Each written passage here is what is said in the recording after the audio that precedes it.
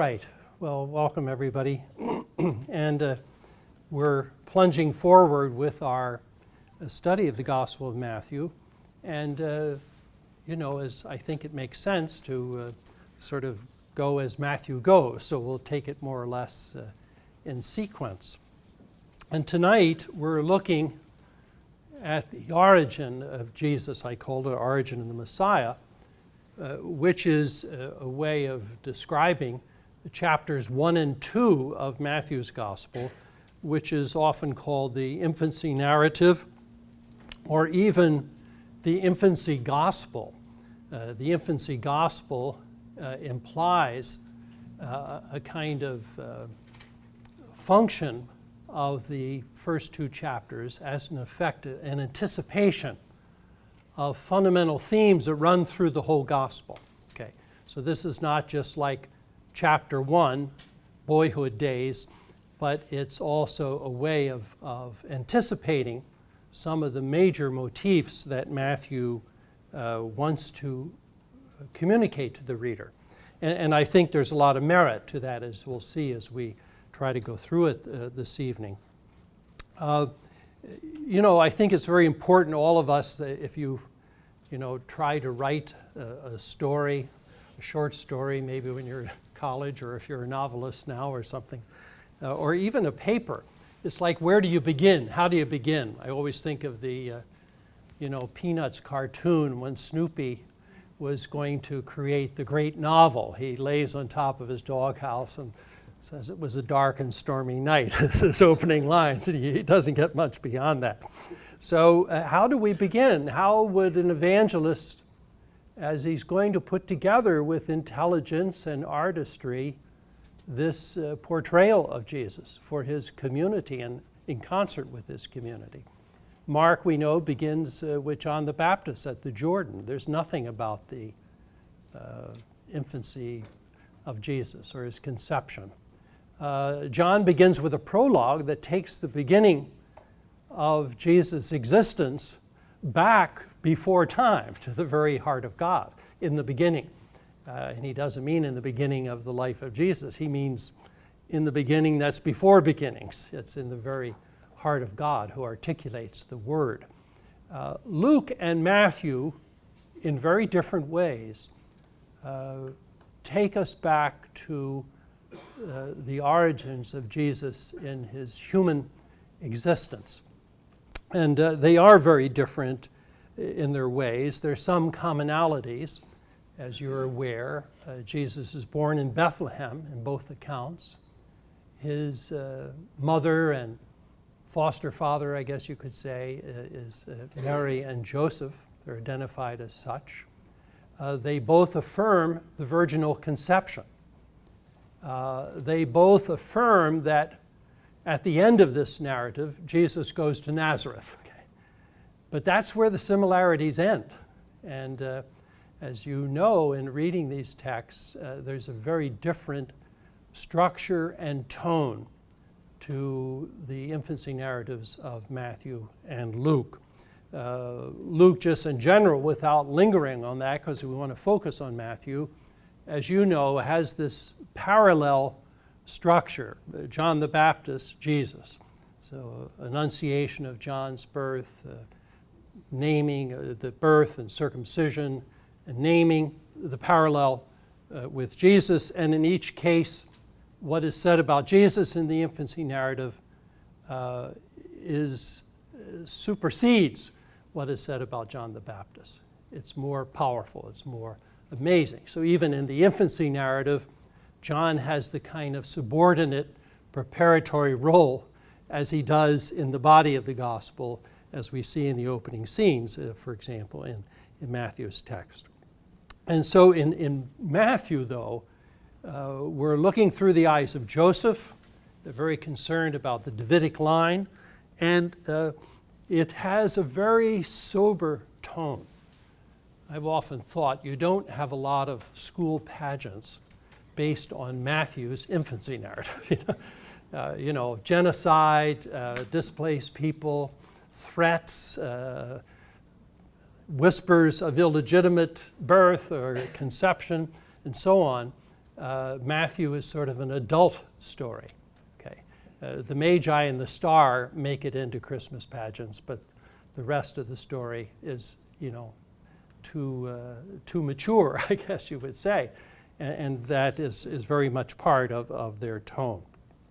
So what I propose, as I put here in the outline, to look at key elements of this story and to take, sort of seriously its role as a way of drawing us in, on Matthew's part, into this advent of Jesus, the Messiah. How does he want to orient us as a reader? What instructions, in a sense, what information, if we take it from like a literary analysis point of view, what is the author, and through his narrator, what information about Jesus does he think is most important to get the right idea at the outset? I think that's the project of these opening chapters. It's also the project of the title of the gospel. We don't seem to have our whiteboard here tonight, but we'll struggle on. You have your the title. If you look at the title of the gospel, literally it says the book, the biblos, book or account of the Geneseos, the Genesis, the origin of Jesus Christou, Jesus the Christ, son of David, son of Abraham. Okay. Now, this is different from all the other titles of the gospel, and it's very distinctive of Matthew. And in many ways, you could say this is the gospel in miniature. Certainly, each of the words here, particularly the descriptions of Jesus, are loaded with meaning that Matthew will fill in the gospel, beginning with the infancy narrative. The book of the origin, Geneseos, what is Matthew referring to? What does he mean by the origin? Does he mean to say, I want to tell you how the conception and birth of Jesus took place? So it's referring to basically the first two chapters. Or does it, as some interpreters say, if we look at it next week, we will look at another segment of the opening chapters of the gospel that take us up to the entrance at the end of chapter 4, the entrance into Galilee, which Matthew fashions in his own way. So does the baptism, the temptation, and the entrance into Galilee and the announcement of the kingdom, is this all part of the origin, the startup? And so Matthew is saying here, I want to look at what happens first here. Or does this title extend to the gospel? That's what this gospel is. This gospel is an account of the origin of Jesus Christ, son of David, son of God, son of Abraham, and that this title really is what Matthew wants to show where this all began. He wants this story that he's telling, and when I use the term story, I don't mean fiction. Okay, I mean narrative. It's another way of saying narrative. We tell family stories that may be embellished, but they're not necessarily fiction. But they become a story. They become a narrative that has special meaning. And it could well be that the title that Matthew is putting before us is he's trying to say this whole narrative that I'm about to present to you is the origin of Jesus, the Christ, son of David, son of Abraham, who has made all the difference for us. And we're going back and retelling the story. We were last week talking about some of the circumstances possible of Matthew's community, this time of profound transition and turbulence in their relationships to their Jewish heritage and to the unfolding of a new moment with the Gentiles coming in. So that can be debated, but certainly I think it at least extends through these opening scenes that Matthew wants to say to us. Think where Jesus came from. And the titles themselves are intriguing. Jesus, we'll see, Matthew's the only gospel that reflects on the meaning of the name Jesus. Yahshua, God saves, God's salvation. He will save his people from their sins, chapter 1, verse 21. So the very name of Jesus is meaningful in Matthew's text. And we'll see reference to his saving people and liberating people in the gospel. He is the Christos. He is the anointed one. He is the Messiah. He is the royal figure.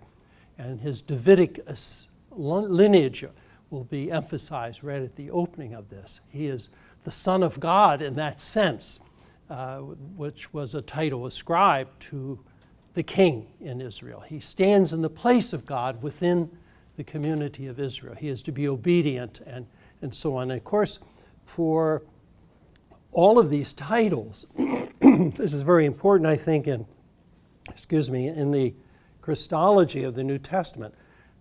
The titles don't define Jesus. Jesus defines the titles. Okay, so they're using, they're using traditional. I'm okay. Yeah, it's fine. It's just thanks. They're using traditional designations, but they're being filled with abundant meaning that transcends the traditional connotation of these. We'll see this is very important, and this in fact is part of the controversy, if you like, or the distinction between Judaism and Christianity. You know, things that are being ascribed and will be ascribed to Jesus in this gospel as in others exceed the ascription of religious authority and identity that Judaism ever gave to anybody. I don't mean this as a mark against Judaism, just saying that Judaism, this is much more loaded, okay? These titles are much more loaded when we see what happens here. But he is the Christos, and he's more than the Christ, okay? And then, isn't it interesting that he says, son of David, son of Abraham? Well, we think of David, you can't be more Jewish than that. You know, that's the heart of the Jewish experience. He becomes the one who unifies Israel, establishing Jerusalem. He is the one who extends the boundaries of Israel to their greatest extent. He's the one who brings the ark to Jerusalem, and the capital, and David becomes idealized. He's the poet king. He's the songster. He has very great flaws, which Matthew will underscore in his genealogy, but he is the ideal king. And so the promise to Israel is that this king, this monarch, and his lineage is sort of the guarantee for Israel of God's favor. And it remains a kind of ideal symbol of Jewish hopes, the Davidic dynasty, which becomes shattered and broken and exiled and so on, but remains a powerful symbol of the shalom, of the peace of Israel. Someone who, through the power of God, brings the people together and ensures peace and prosperity. So Jesus is the Son of David, and we'll see Matthew uses that title more than any other gospel, and uses it primarily in healing stories. The sick cry out, Son of David, have mercy on me, have pity on me. But then he's son of Abraham. Okay. Now what about Abraham? He's also the father of Israel. But for early Christianity, you see it in Paul, you see it in other texts, Abraham is also acclaimed in Genesis as the father of many nations. Okay. He's used because, as Paul will reflect, there's a very interesting book, by the way, that just came out by John Levinson, who is a wonderful Jewish scholar at Harvard Divinity School. and it's called Abraham's Children. Okay, and he studies what Abraham means in Judaism and Islam and Christianity, and he plays a very different role in all three. So the Abrahamic faiths claim Abraham, but they claim him in unique ways. And for Christianity, the claim about Abraham is that he's before the law. He's before circumcision. Later he's circumcised and he takes the law. But Abraham works on pure faith. Abraham is called by God, to set out for the land of promise. And as Hebrews says, he didn't know where he was going, but he went. And so he is the prototype of the one who trusts in God, who is a friend with God, and is also, in a sense, reflects the expanse of God's power and embrace to all the nations, not just to Israel. Israel, in the Christian view, comes forward with Moses and the Exodus. The patriarchs are already there. Yes, they're taking the biblical story. So, in a sense, Jesus is son of David. He's firmly planted within the hopes and the realities of Israel, as we'll see in the genealogy and all these stories that follow. But he's also son of Abraham. His DNA is the nations as well. So this is really Matthew's project, as we were talking last time. He's trying to affirm, on the one hand, the profoundly Jewish character of Jesus and his mission, but on the other hand, the openness to the nations, which for Matthew is organically connected to being Jewish. And this is, I think, the unique genius of this gospel. As I say, it's not, well, we'll try plan A, that doesn't work out, now we try plan B. Paul has some of that in Romans 9-11, and when he's trying to keep the Gentiles from getting puffed up. He says, wait a minute, you're just the warm-up act. The real story is Israel. So, God is letting you believe in Christ because that'll make Israel jealous, and then they'll come in, and that's the whole idea. That's the big concern for Paul, at least when he's writing to the Romans. But Matthew, no, I think Matthew sees that the flowering of Jesus' Jewish lineage, if you like, his Jewish reality, it's more than a lineage, is meant to flower in the mission to the nations. That this is what Judaism, maybe unknowingly, was all about. At certain points in its history, it intuits this. The story of Jonah, for example, or other texts in Isaiah. So anyway, so in this title is this interplay that will be, Jesus is both son of David, son of Abraham. Now, Matthew also begins with the genealogy. So he doesn't begin with the conception of Jesus. He begins with showing the roots of Jesus in the history of Israel, starting with Abraham and Isaac and Jacob, the patriarchs. And he'll bring it down to the conception of Jesus and Joseph's adoption of Mary and Jesus.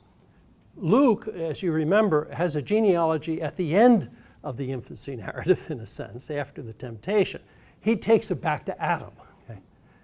Matthew wants to show Jesus' Jewish line. And this is pieced together, most of it, as you can read in the commentaries from the book of Chronicles and from portions of the book of Ruth. The format of it seems to be influenced by the book of Ruth. If you read the Chronicles, it's sort of like an analysis type thing. So-and-so was the son of, and he had these sons, and then you go to the next generation. These are the sons of, But in Ruth, you have this formula that Matthew uses. So-and-so begot so-and-so. So-and-so was the father of. And you have sort of a more narrative, temporal movement. Here's the line developing, the continuity again. And even, when you read the text, it's like there's a rhythm to the text that I think shows, what do genealogies suggest? Genealogies suggest continuity. My family came in on the Mayflower, or I can trace my roots back to here in Ireland or Germany. I can show you, I show you the immigration. People are so interested in genealogies today, right?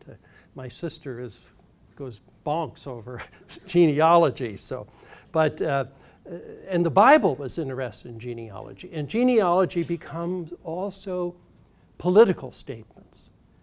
You leave out of the genealogy people you don't want to be part of your heritage.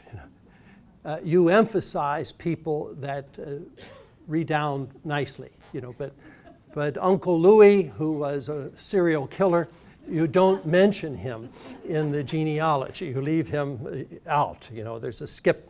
So the biblical thing is the same way. People come in and out of genealogies over the span of the Bible. So Matthew puts this together, and you hear the rhythm. Abraham against and Isaac, Isaac against and Jacob, Jacob against and Judah. It goes ba ba ba ba ba ba ba. That's the way it goes all the way through, but we'll see with exceptions.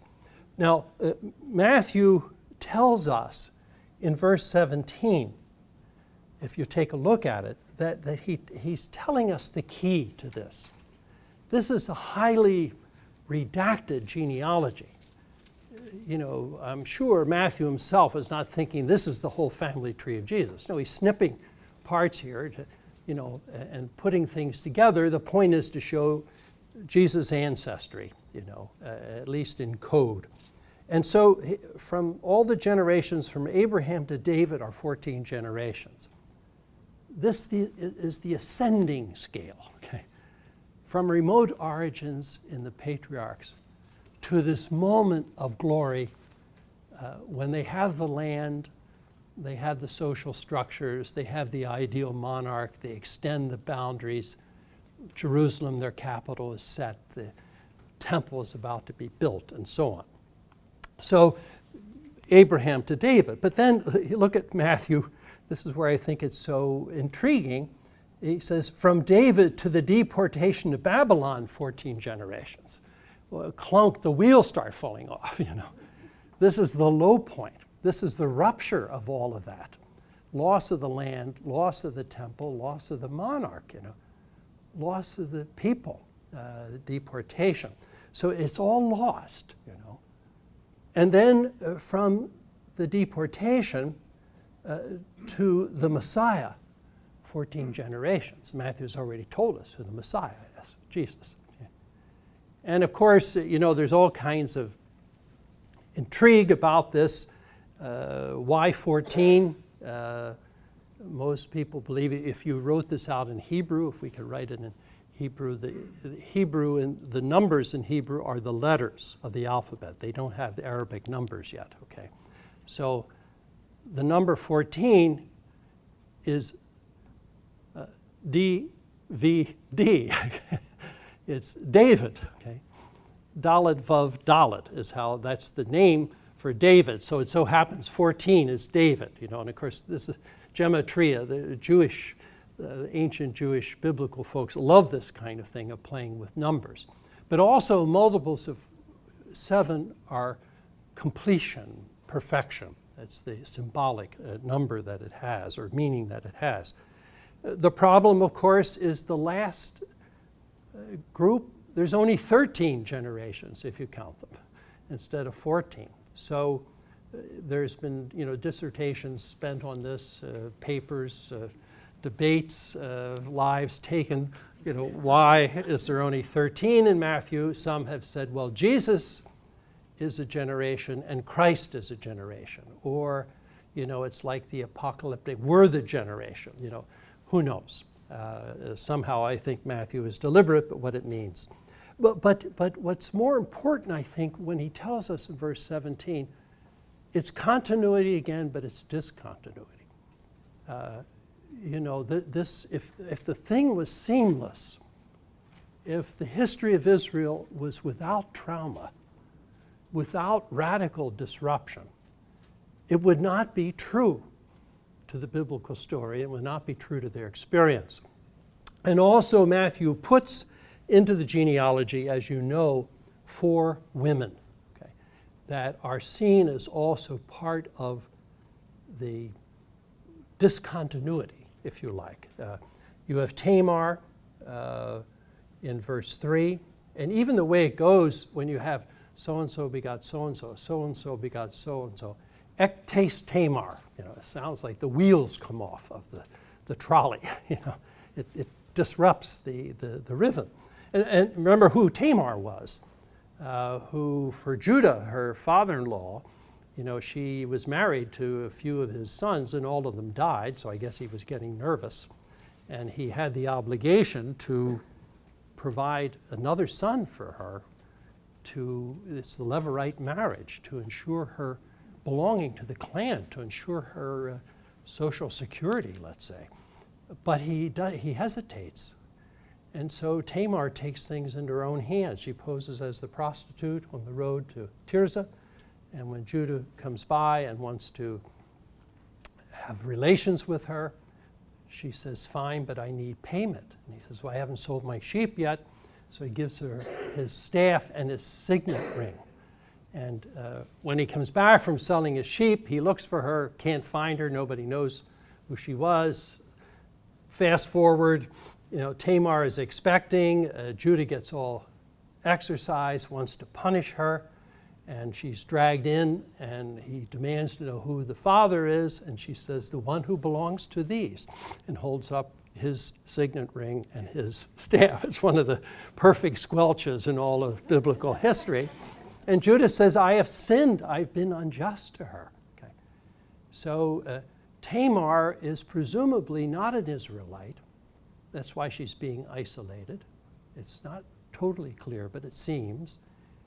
And she gets into the Messianic line by enterprise and you know, in circumstances that are disruptive, okay? And that's true of all of them. You have Rahab, the prostitute of Jericho at the time of the conquest, who protects the spies. And Josephus, you know, and speaking of the heroes of Jewish history, he lifts up Rahab as a hero and a heroine. And so she's part of the Messianic line. And Ruth, who, you know, the story of Ruth, the beautiful book of Ruth, that she's a Moabite, you know, from present-day Jordan, and she's loyal, though, to Naomi, the widow. She's widowed, and Ruth is widowed, and Oprah, the other daughter-in-law, is widowed, and Naomi says, stay with your own people. You have a much better chance to survive. It was a time of famine. And Ruth says, no, wherever you go, I will go. A beautiful story. She's loyal to Naomi, and Naomi, rewards her for her loyalty by connecting her with Boaz on the threshing floor, and she becomes part of the Messianic line. You know, this is sort of interesting, you know, I think, this way of proceeding. Then, of course, there's the wife of Uriah the Hittite. It's like, if you're not getting it yet, you know, here's the story of what David murderously in 2 Samuel 11 and 12 puts Uriah the Hittite, so presumably Bathsheba was a Hittite, in the front guard, and then has the guard withdrawal, you remember, and he's killed because David lusts after Bathsheba and takes her as his wife, which is a great fatal flaw of David in the Bible's view. Now, what that does, what it leads to, of course, is to the fifth person of the genealogy is Mary. And this is what I think is so remarkable. Matthew also casts her in ambiguous light in his gospel. This is so different from Luke. Okay? And you know, we're seeing things here through the eyes of Joseph. People pointed out that if there's a perspective in Luke's infancy narrative a dominant perspective, it's Mary. Mary comes to, take care of Elizabeth. Mary has the Annunciation. Mary turns things over in her heart. And, the mother and child is what the shepherds come to see. So it's sort of a Marian vantage point. But for Matthew, it's Joseph. We're seeing things at first through the eyes of Joseph. And he discovers his wife to whom he's betrothed. And as I think everybody knows, there was a long period, it could be a long period of betrothal. These were arranged marriages, and the child could be arranged. And so she lives at the mother's and father's home, her parents' home, until such time as the groom is able to take her to his own, or till they are able to make some arrangements in one of the households. So it's during this time Joseph discovers that Mary is pregnant.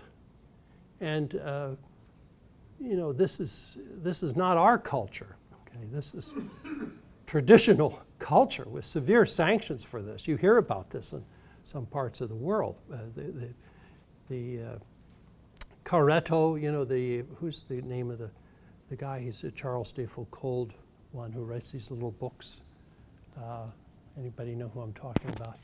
He's an Italian author. They've been translated, and he has a beautiful reflection on this. He tells a story where he was in the Arabian desert as part of the whole mystique of Charles de Foucauld, the little brothers and little sisters of Jesus.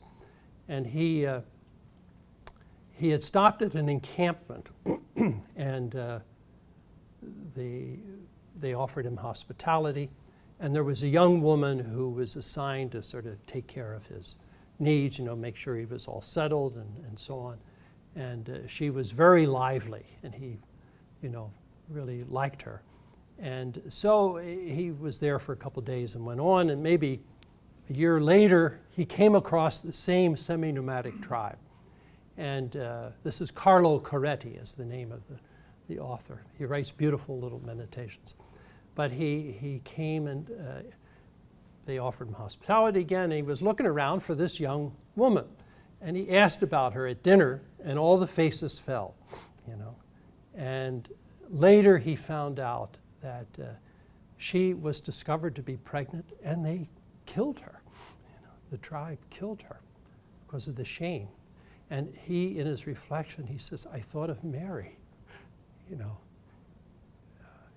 in the text, that she's in danger, as he says. Mary was in danger, because of the severe social sanctions. And that's, Matthew sort of plays upon that Joseph, a just man, being dikaios. This is another word. I put it on your notes. The Greek word, dikaios, just. And the noun form, dikaiosune, which we're going to find in Matthew as we go forward.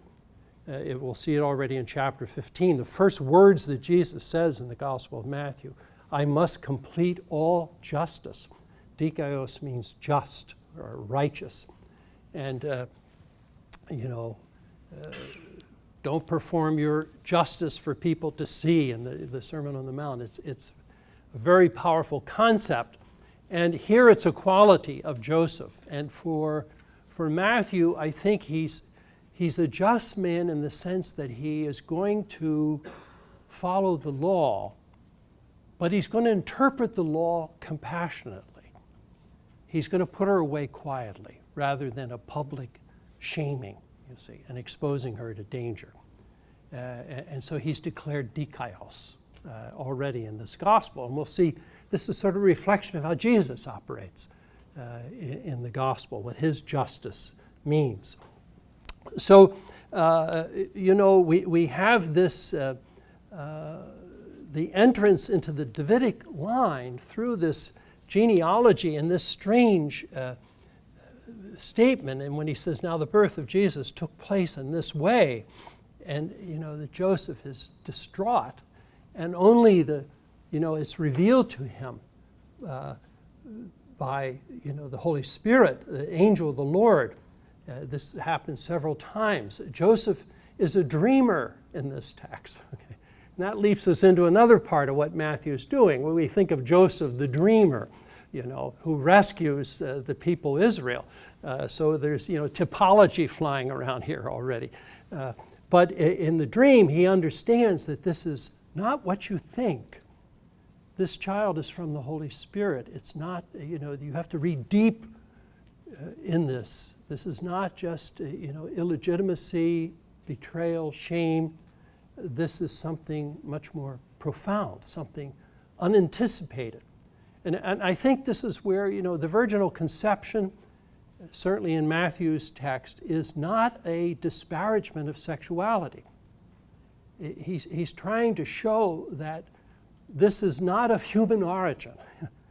Joseph thought it was of human origin, even maybe a sordid human origin, if you like, a violation of marriage vows. But no, it's something much more profound. It's not coming from any human agency. It's coming from the Spirit of God.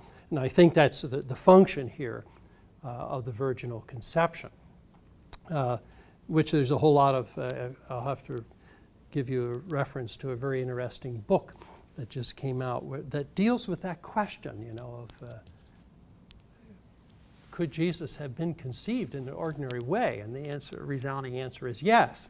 It would not in any way detract from this, but then you got to ask, well, why are they doing this in a culture and a biblical culture that thought of sexuality as a gift of God and as good?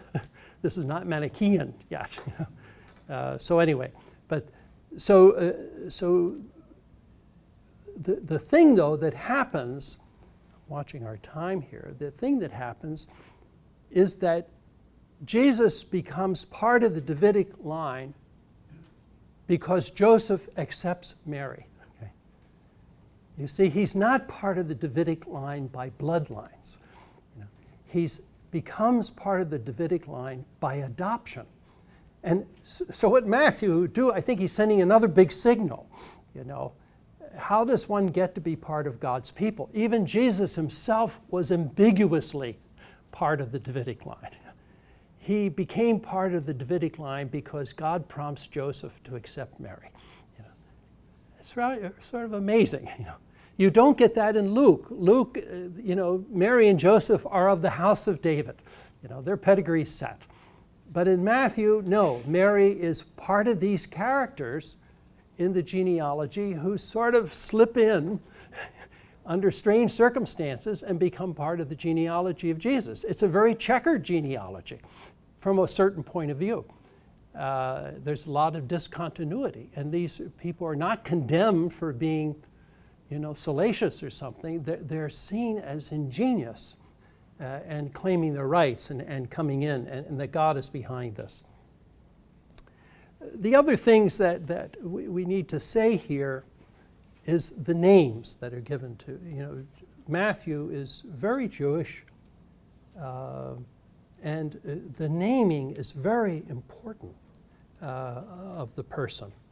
And we come across one of the first fulfillment texts in verse 22. This is a formula that Matthew gives. There's 4 or 5 of them in the infancy narrative, and about 12 or maybe 13, depending how you analyze some of them, in the whole gospel, where he explicitly ties Old Testament texts with this formula. This was to fulfill what was said by the prophet.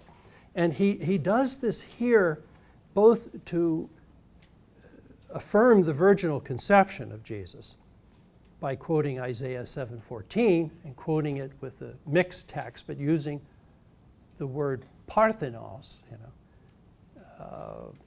The Hebrew says alma, which is a young woman. Okay, the Septuagint translates the Hebrew word, the Septuagint, the Greek translation, as parthenos, which usually means virgin, the Parthenon.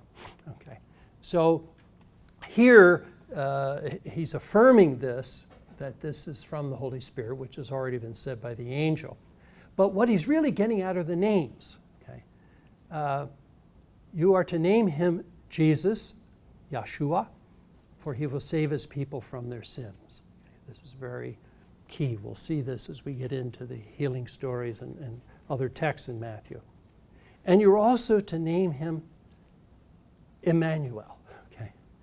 God with us. And this is a very important assertion of Matthew's gospel.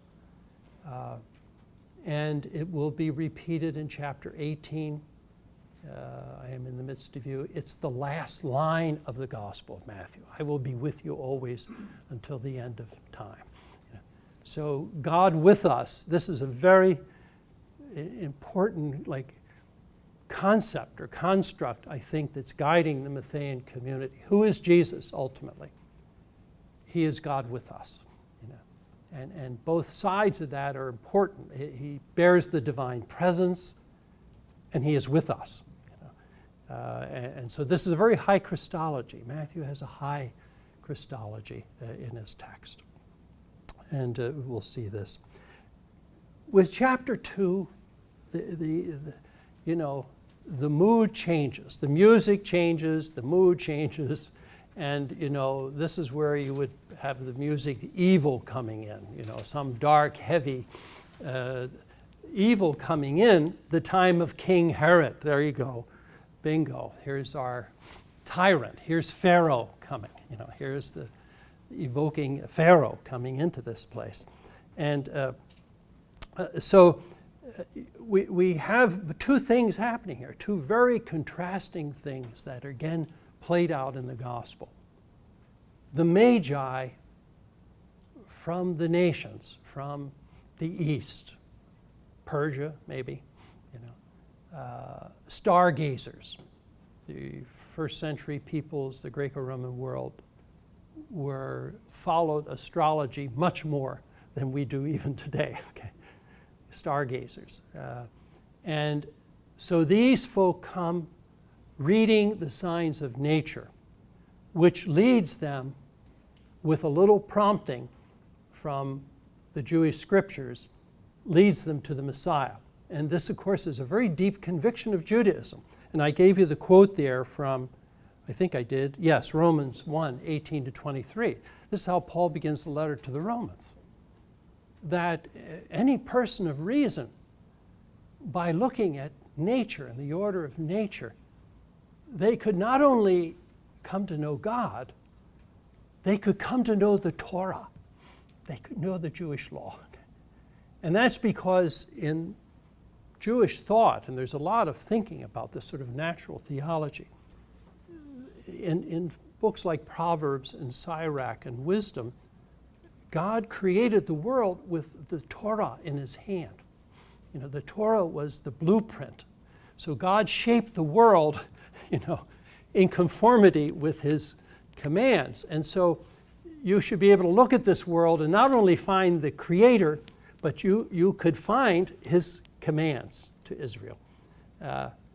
However, sin had come in and clouded the minds. This is Paul, if you read that first chapter of Romans. Sin dulled their senses. Otherwise, the Gentiles could have found God too. He's making this point that the Gentiles failed to find God, and so did Israel fail to find God because they were disobedient. So he's trying to make a case that everybody's in trouble. That's what Paul's doing at the outset of Romans. And here it is in Matthew. These Magi come, they are good-hearted people. They have come all this way, and what do they run into? They run into Herod and his court, all of whom are disturbed at the news that this group has come looking for one who is born King of Israel. They're able to give the right answer in Bethlehem of Judah. And Matthew fiddles with the Old Testament formula to make it say, you are not the least among the tribes of Judah, where the original Micah text says you are the least, nevertheless. So they go to offer homage, royal homage to Jesus, who is the Christos, who is the king, and Herod sets out to destroy him. Okay. And here's the dilemma of the gospel. The leaders in Matthew's gospel are determined to destroy Jesus, you see. And this is, Matthew's polemic that we're going to look at in the gospel, but it's already here. It's already happening in the infancy narrative. And so Matthew has asserted the royal identity of Jesus through the eyes of the Magi. He's affirmed the openness, later to the centurion at Capharnaum, he will say in chapter 8, many will come from east and west and eat at Abraham's table. When he encounters, remember, the centurion who asked Jesus to heal his servant. And when Jesus starts to come, he says, no, I'm not worthy you should enter under my roof. Only say the word and he shall be healed. And Jesus in Matthew exclaims, I have not found faith like this in Israel. And many will come from east and west and eat at Abraham's table. So it's already happening.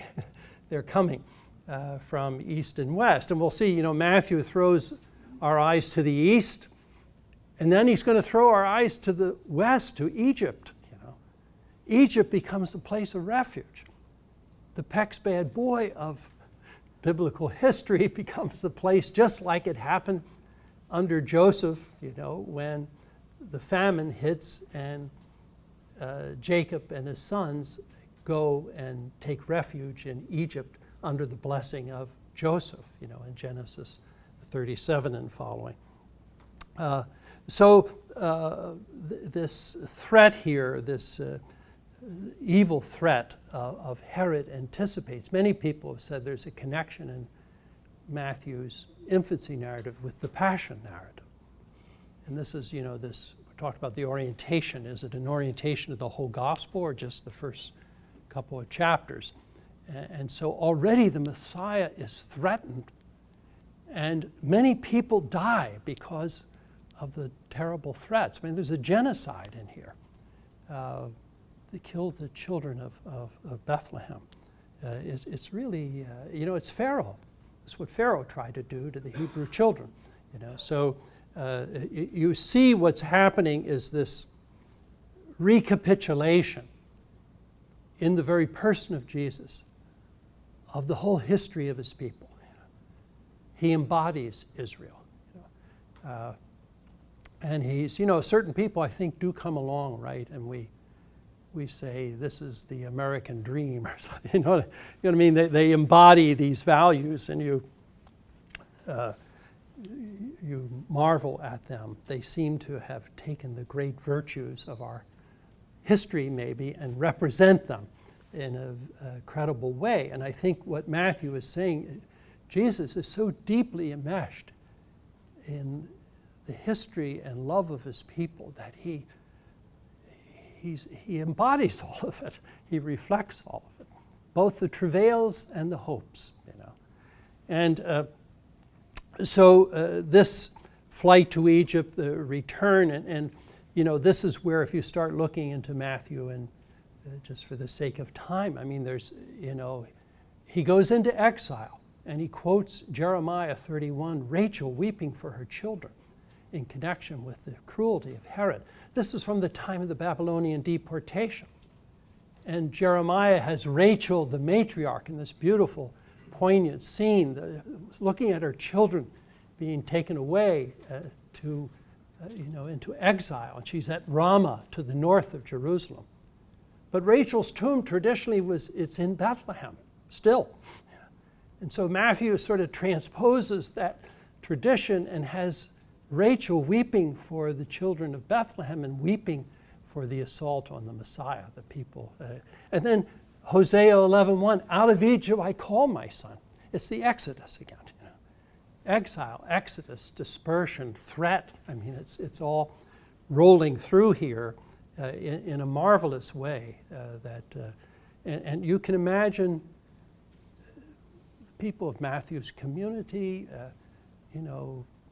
biblically literate through these stories, or that's their literature, and to see what these stories are doing, they're putting on Jesus the mantle of his own people and their history. So I put some of the examples there.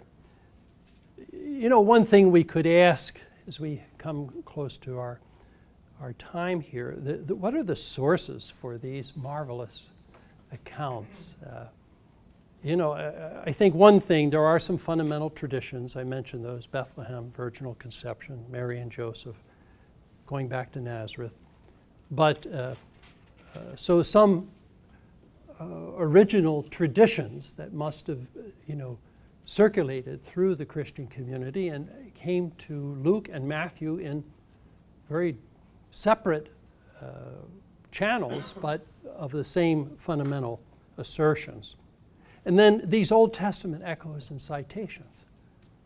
This is a midrashic reading. We see this in the Qumran community also, what they call the Pesharim, where they reflect and amplify stories and apply it to their own community, stories from the ancient Israel. And then motifs from the body of the gospel. And we'll come across, like alignment with the least. This is very important in Matthew. What you do to the least, you do to me. Chapter 25, 31 to 46, the sheep and the goats, or chapter 10, this sense of identification with the least. It anticipates the passion narrative, the sufferings of Jesus. This is the Messiah. Think how this could have been written. If this was Caesar Augustus, the child, spectacular, overwhelming people falling all over to get to him, Instead, he's hounded and, threatened and driven out, and experiences what, the poor of Israel have experienced, and the poor of the world. I keep thinking like Syria, this text. This is not presenting somebody who's immune to human suffering.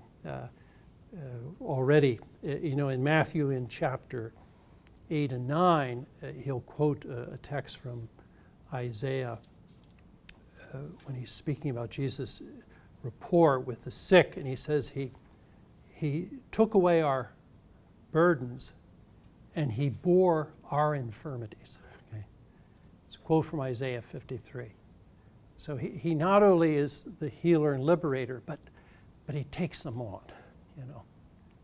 I may have mentioned this, being in Amman a couple of weeks ago, and forgive me if I said this, but the example I think is germane to this, where the woman who was running this big Catholic Relief Service compound for refugees. And we were hearing these stories, tragic stories, one after another, from the refugees themselves and of all the losses. And somebody asked her, she says, how does your staff hold up on that? How can you listen to this every day and not get dissolved, And she spoke so strongly. She said, I tell my staff and I tell myself, this is not the place for tears. The place for tears is in their home and with their families. What we're doing is trying to have them accept their circumstance and how they can continue to live. And it was an incredible emotional discipline, that she was affecting. And I thought of, Jesus is the healer, and you sort of absorb in a different way. You don't let yourself weep with them, because it could throw them off. They have places to weep, but not here, she said. I'm sure she wouldn't slap anybody if they wept, but you know what I mean. She was trying to say our function is really to give them a life forward for this. So motifs from the body of the gospel, that Jesus is the Messiah, that he's itinerant, he's on the move. He's already on the move here. He has no place to lay his head. It's already happening. So there's motifs from the body of the gospel, and the same is true of Luke, that are read, in a sense, back into the origins of Jesus.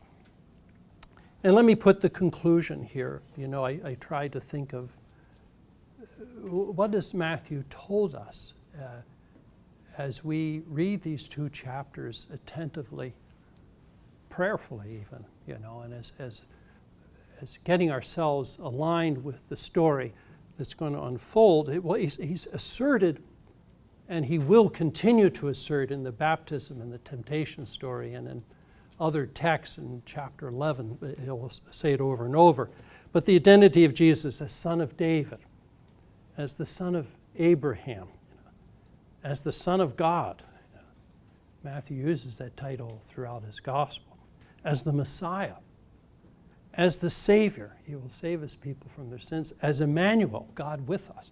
This is really a lot, isn't it? I mean, this is, the Christology, this whole idea, that you sometimes hear that, well, the early Christians, I think of this book, Zealot, by Arslan, he just was an ordinary, thoughtful rabbi, a rebel, and so on.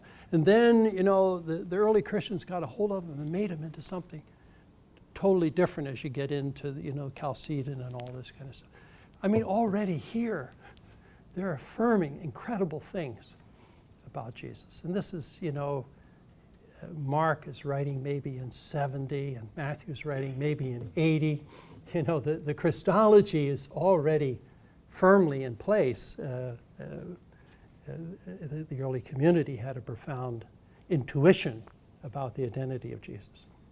And then we have this Jewish context that we know is a big part of Matthew's gospel, and we'll see it unfold all the time, but the identification with Israel and with the lost sheep of the house of Israel. That's the way Matthew puts it, has Jesus speak of his mission. My mission is only to the lost sheep of the house of Israel. The lost sheep, there's children in Bethlehem and refugees, and you know what I mean? It's just and then anticipation of the gospel to come, the passion and the mission, the outreach to the least and to the nations. That this is certainly part of what Matthew gives us. He ends the infancy narrative just as a way of concluding. If you look at chapter 2, verse 23, he ends this first two chapters with a fulfillment text. He made his home in a town called Nazareth so that what had been spoken through the prophets might be fulfilled. He will be called a Nazarene. And of course, there is no Old Testament text. He will be called a Nazarene. One of the things you'll see throughout here is the tremendous freedom of Matthew and his community about citing Old Testament passages. They are not literalists, for sure. So people have been puzzling, what is this? One candidate is that this is part like with Gideon, with these great figures that are Nazir. They're dedicated to God. They don't cut their beard, or cut their hair and so on. So a Nazir is like one zealous for God. But more likely, I think, because of the frequency of its quotation in the New Testament, it refers to Isaiah chapter 11, verse 1, where it starts by saying, a Nazir, a sprig. In Hebrew, it means like a sprout, a little green shoot.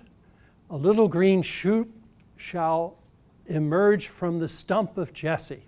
Okay? It's a beautiful poetic, this is the passage, the cow and the bear will lay down together, and the lamb and the lion, and so on. It's that beautiful chapter 11, verse 1 to 11 of Isaiah. But it starts with the Nazir will appear from the stump of Jesse. So Jesse was the father of David, the Davidic dynasty, and in exile it's sheared off, you see. You have to think of a stump.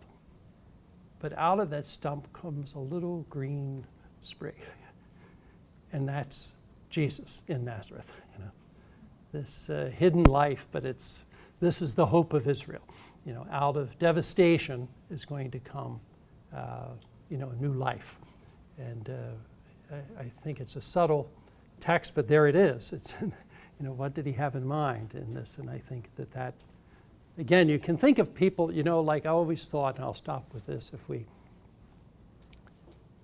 if somebody comes in, if the lights were out here and Stephanie came in and turned on, and she would say, let there be light, everybody would know Genesis, right? I mean, you may not even think about it, but if you were pressed, where did that's a familiar phrase. What is that from? Moby Dick or, Mickey Spillane? No, it's Genesis, And so a people that are familiar with the text, when someone evokes a text, we may think it's very subtle and complex.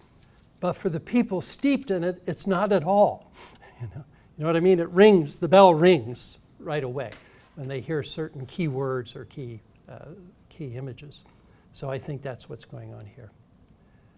So thank you all for your perseverance through our 2 chapters of Matthew. We're into the text. And next time, we'll, as you look on your syllabus, we're going to press on from chapter 3, verse 1 through the opening scenes up to at least verse 17 of the entry into Galilee.